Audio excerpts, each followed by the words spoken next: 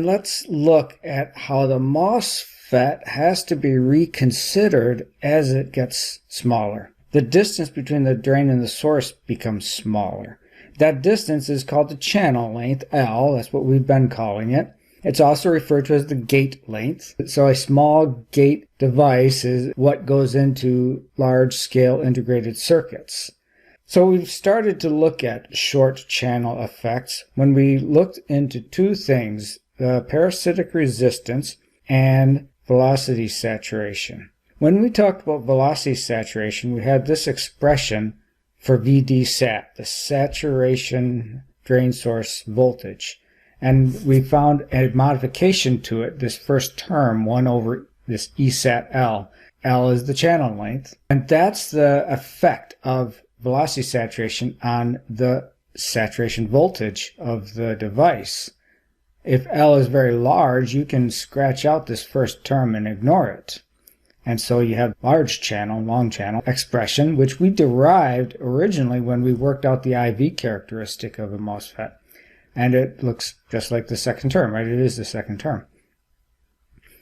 But for a very short channel, you do have to include this first term. So I'm just writing the equation again. Don't copy it down again. It's there just again to emphasize something. A lot of people, including myself, will make the mistake of thinking that given this expression for VD-SAT, that if the channel is long, you can ignore the first term, and the second term is the saturation voltage, 1 over. If the channel is very short, then it means L is very small, then the first term dominates, and that's the saturation voltage. That's not true. You have to check it with numbers to see that. And so I got a little check down here.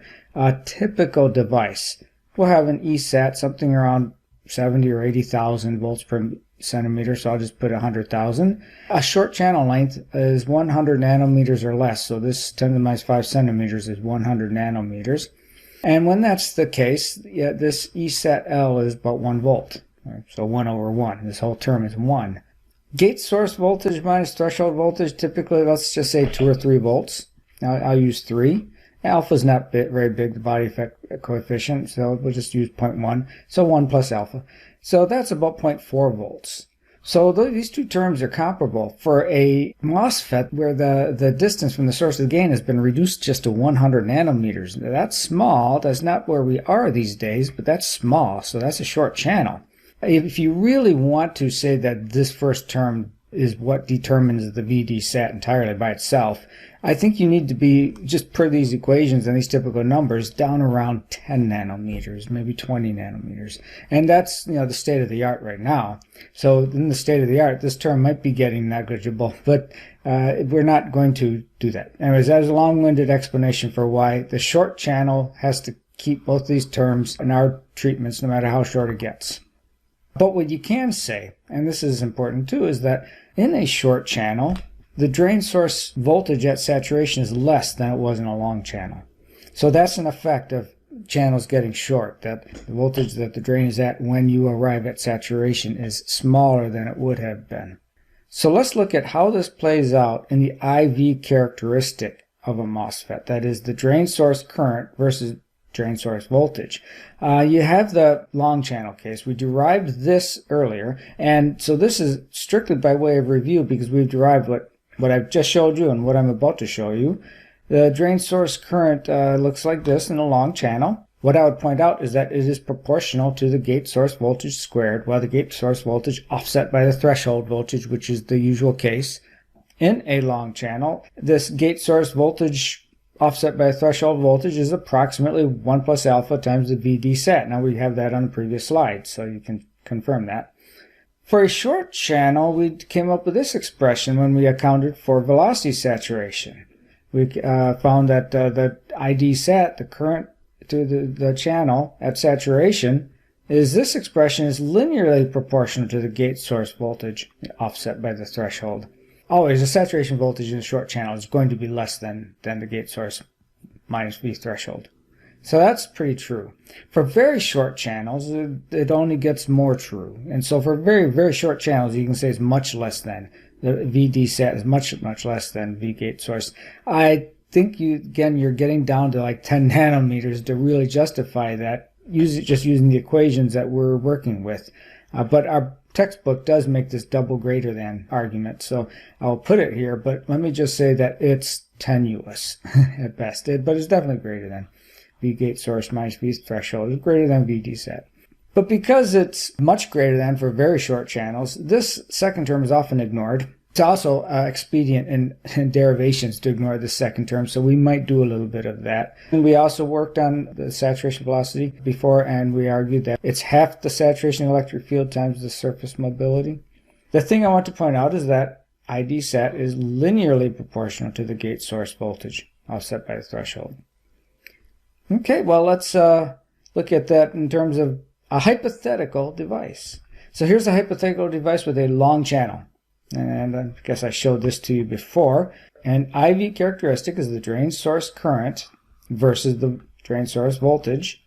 And what I want to point out is that when we arrive at saturation, the curves get successively farther and farther apart for higher gate source voltages. And it works out quadratically.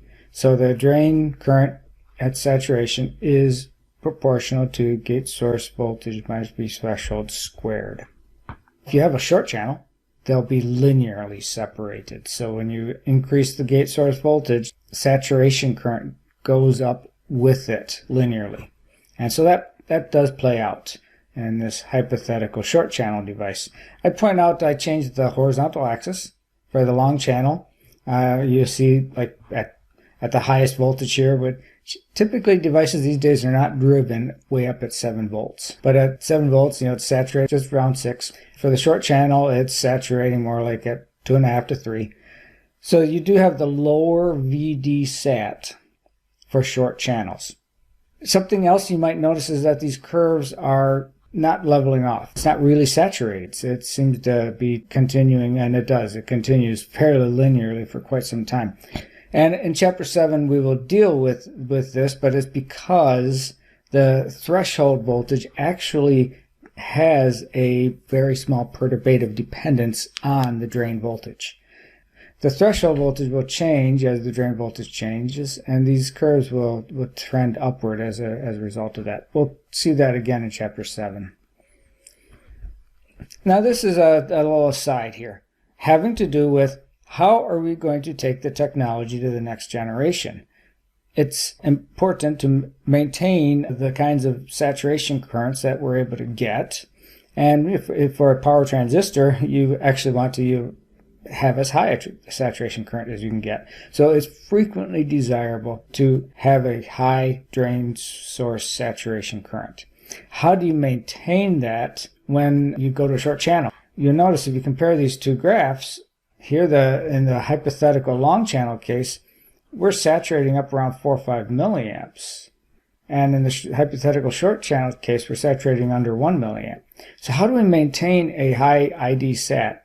Well, we have to do a few things. We could go to higher gate source voltage. At 7 volts, you're up at a milliamp. That might be reasonable.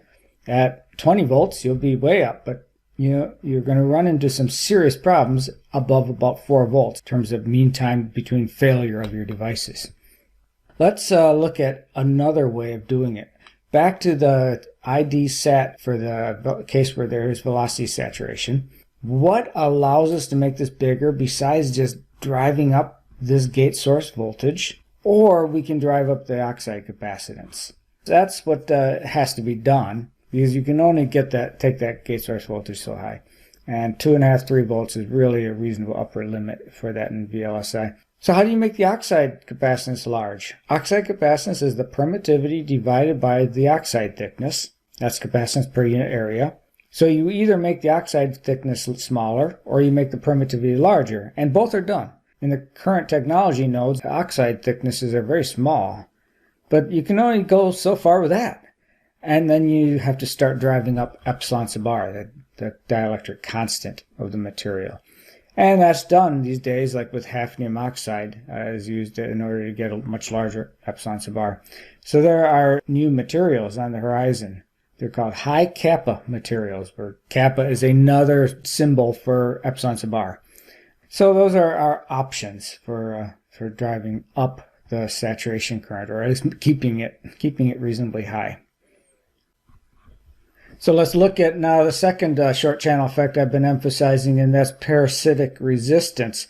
If you have a very long channel, it's not so important, but when it's short, it becomes important. And the drain source voltage has to be modified. Actual drain source voltage that you would measure then is a combination of the drain source voltage that you would have if there were no parasitic resistance plus the current times the parasitic resistance. And that parasitic resistance is R sub ds. It's the sum of the source resistance plus the drain resistance. That's where the parasitic resistance resides, inside the source and inside the drain. And the channel is in between those two parasites. And VDS sub 0 is the drain source voltage in the absence of any parasitic resistance. So we have an equation for that we can use. So let's write it out like that. Let's employ equation 664 right here. And have our parasitic, R sub ds parasitic. And what I would emphasize about this expression is that it has L, the gate length, or the channel length, in the first term only, but it has it in there. It has everything else, right? The channel width, the oxide capacitance, the gate source voltage offset by the threshold, and the surface mobility. I want to talk about this channel length briefly here. It's actually changed a little bit in reality from what you designed. So you design for a certain channel length. You make a photolithography mask that has a specific channel length, and you end up getting something else, not as a result of the photolithography process, because that's actually a very well controlled thing these days. Except maybe for very short channels, but as a result of everything else that's going on in the process. There's etch bias, there's implant straggle around the source and the drain. And so there are a variety of reasons why the gate length is actually a little bit shorter, a little bit smaller than what you planned on. And so delta L is the difference between what you planned for the gate source to be, what you ended up drawing into your mask, and what you actually get. So this L is maybe an effective L that we will use, and it's the drawn L minus the delta L, which is due to these various biases and straggles. That's actually going to affect channel performance for very short gates. Effective channel length certainly changes things, right? If you change L, you're going to change the IV characteristic. And so we actually want to know what L is. And there's a illustration in the chapter that you read in chapter 6 for how you can find this delta L. And I wanted to walk through it a little bit because I think it may have gotten lost in the algebra. But this is how you can go about finding the adjustment to the channel length due to those real-world problems. So you can make a series of MOSFETs, make them on the same substrate so they're completely identical, except that each one of them has a different gate length. You design in a different gate length. So you have a different L drawn. That's what you expect to get. And so you vary that, and then you measure the IV characteristic for each of them. And not only that, but you measure it at a variety of gate voltages, at least two. So we'll just do two different gate voltages. So if you graph not the IV curve, not I versus V, but let's look at the ratio of V over I versus the drawn length. So let's look at our expression from the previous slide, but take the IDS and bring it over to the denominator. So you have V drain over I drain over current drain equals, and then let's replace L with L drawn minus delta L. That's your effective L. And that's the expression from the previous page, from the previous slide. This has the form of a straight line if you look at V drain source versus L drawn. Delta L is just a constant. We'll assume that to always be the same value regardless of the gate length that you try to make. Error in that gate length is going to be the same thing.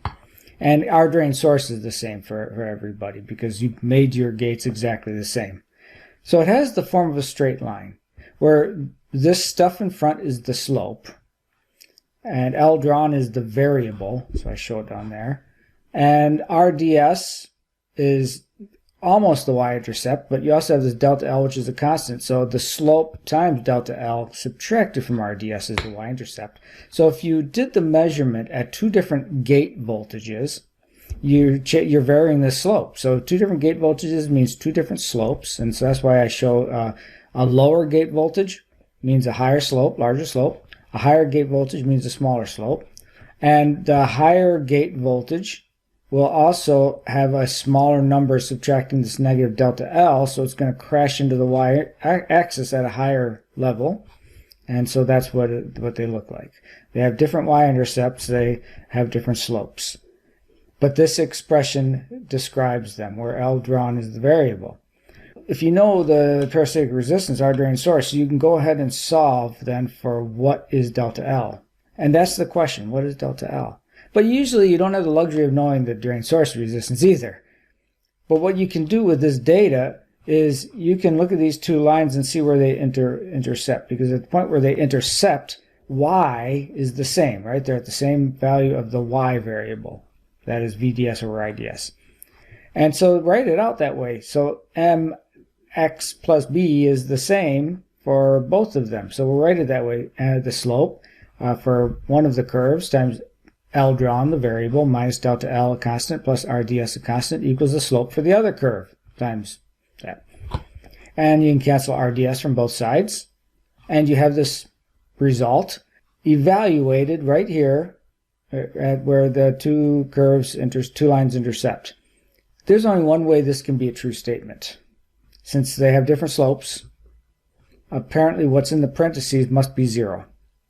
So it's only possible if delta L equals L drawn at this place. So right here where they intercept, whatever L drawn is right there, that's also delta L. So that's how you figure out what delta L is. I'll let you review this illustration, an example in the textbook on page 227 that shows that being done. And one thing I would further emphasize is that the drain source resistance actually is extremely small for long channels. For a long channel, you can figure this out without having to do two lines. If you have a long channel greater than about 100 nanometers, then RDS can be ignored. And you just need one of these lines, and you look at the y-intercept and you know what delta L is. So we'll stop with that, but there's an example coming up where we try to find delta L numerically, and it will be a long channel, so it'll be easier than what's illustrated here. Perhaps the most pronounced fingerprint of short channel effects is the suppression of the threshold voltage in short channels. And this is just an example of a particular MOSFET that has a VD set of about 3 volts. The threshold voltage stays put at about 0.7 volts until you get below a micron, and then it starts to drop. And that's called the short channel threshold roll-off. It's not really a desirable feature because when the threshold voltage goes down, the ability of current to sneak through the transistor when the gate is not providing an inversion charge layer goes up, and that's not desirable. That's leakage current. You want to have no current, no I sub ds, when the gate is saying there shall be no inversion layer.